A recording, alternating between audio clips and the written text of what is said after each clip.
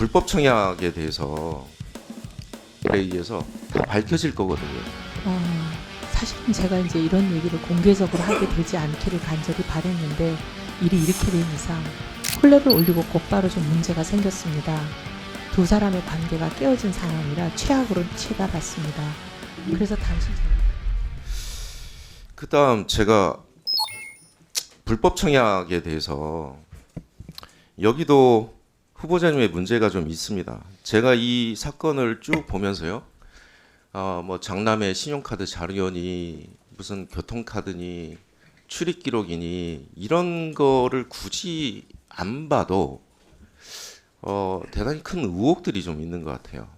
왜냐하면 파악 가능한 자료들이 좀 있으니까요.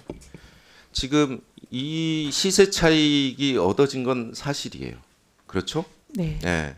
그런데 이 청약에 대해서 로또 청약이다. 일반 국민들이 이렇게 보고 계셔요. 그런데 문제는 과정과 과정의 공정이에요.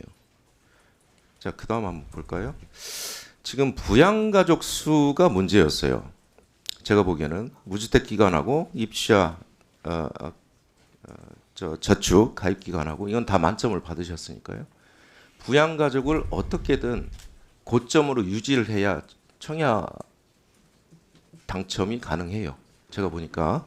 그런데 이게 세대라는 게 이제 실질적으로 주거와 생계를 같이 하는 가구를 의미하는데 보면 전세권을 이미 설정하셨어요.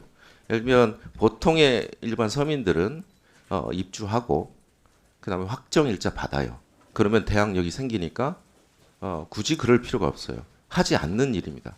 근데 전세권을 미리 설정했다는 것은 의도가 있는 거예요. 전입신고에 대한 하지 않겠다는 의도가 있는 겁니다. 왜? 생계를 계속 같이 해야 되는 가구가 있어야 되기 때문에 청약에 들어갈 수 있는 거죠. 그 다음에 제가 이것만 한번 보여드릴게요. 며느리는 계속 지속적으로 당첨될 때까지 존재하지 말아야 됩니다. 왜? 며느리가 존재하면 실질적으로 결혼한 사실이 탄로가 나는 거죠. 그리고 며느리가 있으면 청약하는데 이게 조사나 이런 것에 의해서 다 밝혀질 거거든요. 그렇기 때문에 며느리가 존재하면 안 돼요. 이 과정에서 며느리가 다행히도 에너지 캐시백을 신청을 했어요. 그래서 이 가구만 독특하게 전력 사용량이 나왔어요. 자, 전입 신고할 때와 온 가족이 또 전입 신고를 하죠. 며느리가 또 나가죠. 이런 모든 과정에서 봤을 때 제가 보면 별다른 변화가 없어요. 그러니까 이전에 장남이 결혼을 하고 여기에 살았거나 안 살았거나 5명이 다 이주를 했거나 아니거나 전력 사용량이 특히 여름은 좀 올라가죠. 그런데 장남이 전출한 시기를 한번 보세요. 그 원페타스에서 이쪽으로 전력 사용량 한번 보세요. 똑같아요. 그 이전과.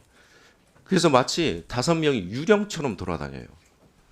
그 다음에 이게 가스 기록이거든요.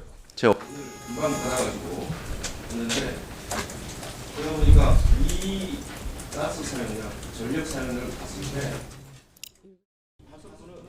여기에 존재하지 않았어요.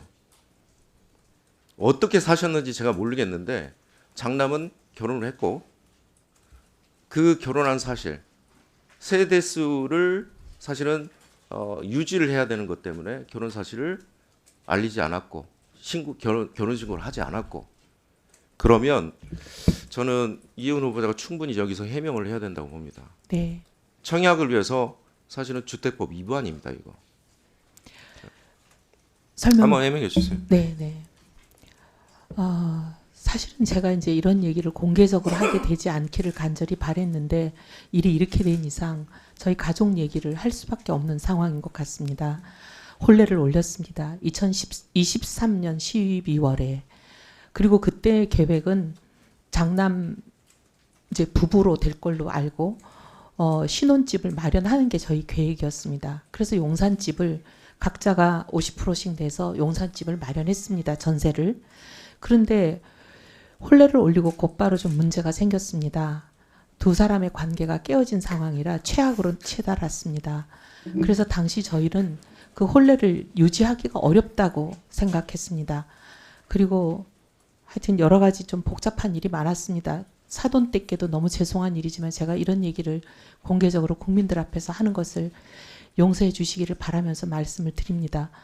그래서 장남은 당시로서는 그럴 수가 없는 상황이었습니다. 저희와 함께 이제 계속 있을 수밖에 없는 상황이었고 저희와 함께 간다고 저희는 생각했습니다. 그리고 아까 전력 사용량 얘기를 하셨는데 네, 8월, 9월 2달 동안 있었습니다. 근데 9월은 한 23일까지 있었고요. 근데 8월은 저희가 또 가족여행을 10일간 떠났었습니다. 그리고 그래서 8월 사용량과 9월 사용량을 보시면 8월과 9월이 2배 정도 차이가 납니다. 전력량이. 근데 저희는 이제 5가족이 어떤 거기 있다 보니까 이삿짐은 아까 우리 차규근 의원님께서 이사를 했다면 무슨 계약서 같은 걸 내라 그러셨는데 저희가 이제 제출을 했는데 의원님께 다시 또 제출을 하겠습니다. 그때 당시 이삿짐 계약서를 보면 나중에 추가 질의하시기 바랍니다.